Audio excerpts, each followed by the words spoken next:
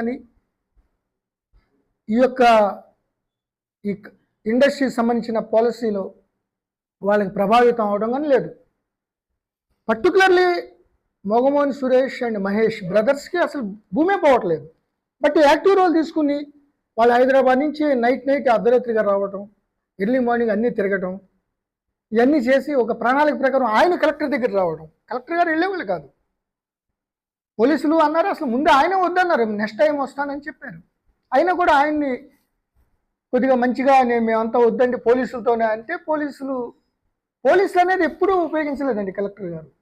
మీరు honourable CM గారు కూడా 2 మీటింగులు మేము దసరా టైంలో పెట్టినప్పుడు కలెక్టర్ గారితో వాళ్ళతో మాట్లాడారు. కానీ పోలీస్ అనేది అసలు వద్దు, అసలు దీంట్లో ఫోర్స్ అనేది వాడొద్దనే మెసేజ్ ఇచ్చే విధంగానే గవర్నమెంట్ ప్రవర్తించింది. మా ఒక్కసారి కూడా మీరు ఇట్లా ఫోర్స్ పెట్టండి లేకపోతే ఇట్లా చేయండి అని అనలేదు. ఆ ఉద్దేశంతోనే కలెక్టర్ గారు పోలీస్ అనేది కాదు, ఇది సమయం రైతులకు సంబంధించిన విషయం కాబట్టి ఎట్టి పరిస్థితుల్లో కలెక్టర్ గారే వాళ్ళ కడ సంబంధించిన సెక్రటరీ గారు వాళ్ళు మాట్లాడతారు, కన్విన్స్ చేస్తారనే ఉద్దేశంతో పెట్టింది.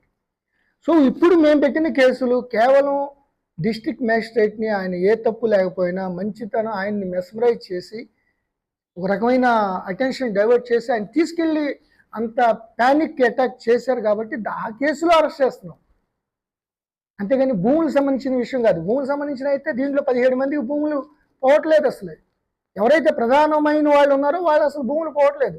పట్నం నరేందర్ రెడ్డి గారికి కానీ, సురేష్కి కానీ, మహేష్కి కానీ, ఇంకా కొంతమందికి కానీ.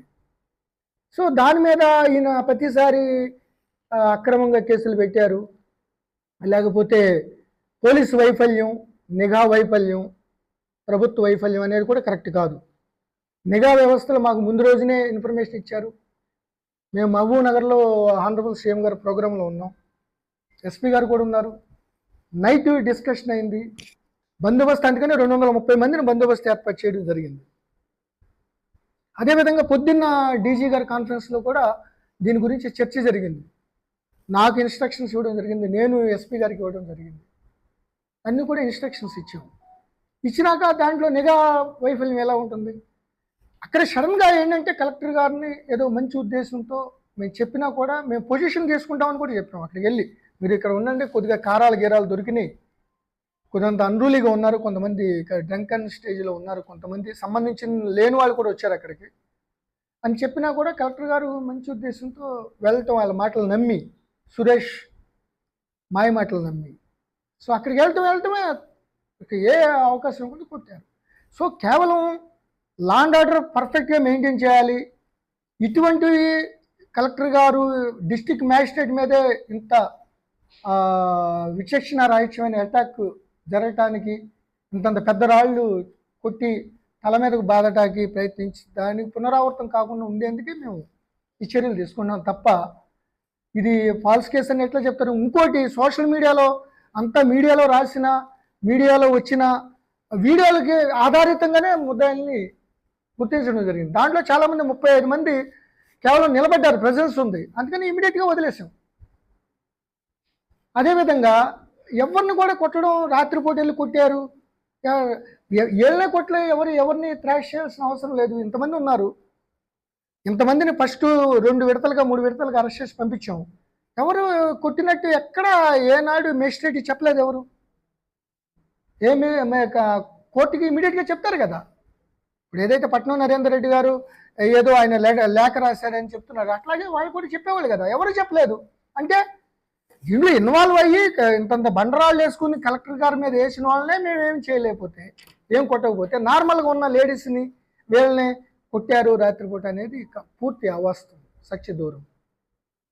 రెండోది, ఈ యొక్క పట్నం నరేందర్ రెడ్డి గారు వీళ్ళు ఇప్పుడు ఫోన్ పాస్వర్డ్ చెప్పాలి, మాకు ఇన్వెస్టిగేషన్ కోఆపరేట్ చేయమని ఆనరబుల్ కోర్టు ఆయన బెయిల్ కండిషన్స్లో కానీ, యాంటిసిపేటరీ బెయిల్ కండిషన్లో కానీ ఇవ్వడం జరిగింది. ఆయన కంప్లీట్ కోఆపరేట్ చేయాలి, ఆయన ఫోన్ పాస్వర్డ్ ఇవ్వటం జరగాలి. ఆయన ఇంతవరకు పాస్వర్డ్ ఇవ్వలేదు. అట్లాగే మొగమోహన్ సురేష్ సిమ్ కార్డుని పౌడర్ చేసేసాడంట, ఆ సెల్ ఫోన్ కూడా ముక్కలు చేసేసాడంట, ఓఆర్ఆర్ దగ్గర ఏదో తెలియని లారీ మీద పెట్టేశాడంట.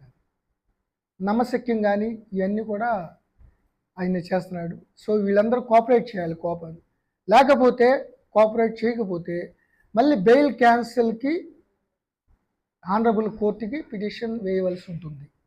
ఆల్మోస్ట్ ఆల్ ఈ యొక్క ట్యాంపరింగ్ ఎవిడెన్స్ ఇండ్యూసింగ్ ఈ పదే ఇది తప్పు చేశారు ఇవన్నీ కూడా ఆ కండిషన్స్ కింద వస్తాయి. ఆల్రెడీ లీగల్ ఎక్స్పర్ట్ని మేము సంప్రదిస్తున్నాం. సో త్వరంతో వాళ్ళు ఆనరబుల్ కోర్టు ఆదేశాల మేరకు దర్యాప్తుకి సహకరించాలి.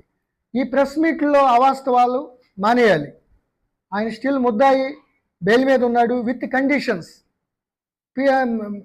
ప్రెస్ మీట్లు పెడతాం తప్పలేదు, ఏదో డెమోక్రటిక్గా మాట్లాడితే ఏం ప్రాబ్లం లేదు. బట్ ఇన్వెస్టిగేషన్ ప్రభావితం చేసే విధంగా ప్రత్యక్షంగా పరోక్షంగా మాత్రం చేస్తే మాత్రం మళ్ళీ ఆ విషయాలన్నీ పొందుపరిచి మేము కోర్టుకి ఇవ్వడం జరుగుతుంది. అదేవిధంగా లాస్ట్ పాయింట్, జైల్లో ఒక వ్యక్తికి బేడీలు వేశారు, తీసుకెళ్లారు అనేది కూడా ఓన్లీ